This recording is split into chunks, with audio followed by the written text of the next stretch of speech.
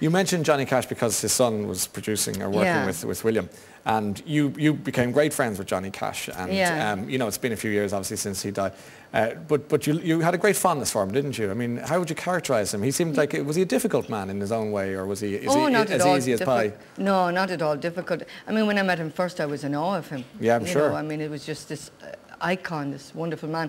And then as I got to know him, I realised he was just this really nice, down-to-earth, very ordinary person. Yes. You'd find him at the back of the bus making his own sandwiches. So he liked to sew. I think I may have told you the last time I met you. He loved to sew. He'd buy second-hand buttons and stuff like that. He made me a beautiful necklace from pieces of leather and stuff like that. Yeah. And he just was but he was very funny, you know. Yeah.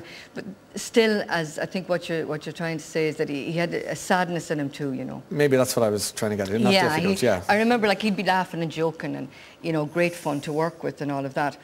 And I remember on one occasion, I remember him saying to me, you know, Sandy, we were doing the video for Woodcarver. Sure. And we were down in Markree Castle in Sligo, and we finished doing the video and all that, and he said, I love it down here. And I said, sure, why don't you stay for a while, you know? Yeah. And he said, I'm going to get my Jeep and I'm going to come back. I'm going to pick you up and we're going to drive for 1 month. We're just going to go away for 1 month. And I said, are we? And then there was, in that split second, this real sadness in his eyes. And I said, that'd be great. He said, but you know the only problem with that? I said, what?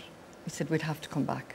Oh, yeah. So like that said a lot. Yeah, yeah. You know, where he could never be himself and do what he really, really wanted to do. And do you remember the night he died, Johnny Cash? Because that was a big time. Yeah. I was working out of the country and I came back to England, and I was at an airport, London. His brother called me, his brother Tommy, and he said that Johnny had passed away. And I didn't believe it because, you know, there was a great sense of disbelief because he was always dying, and he was always sick, and he was always nearly, so I thought he'd never die. Yeah, yeah. And I flew to Dublin.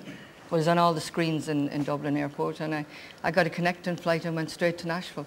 And how was the funeral? Was it a low-key event? You know, it was the most beautiful, classy funeral. It was very, very private, very, you know, ordinary in a classy way. There were, he was in his black suit, of course, you know, in his casket, and there were no flowers, but he was covered with little pieces of cotton because he picked cotton, as did Charlie Pride and Tammy Wynette. That's what they did. And it was just beautiful. And the thing that struck me was that there were children playing it seemed to be like a school, a creche and a church.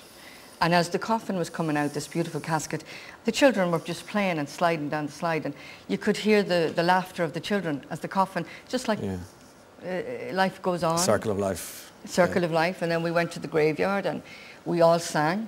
You know that song, The Circle Be Unbroken? Is that what you sang? Beautiful song, beautiful song. And we all gathered together and sang.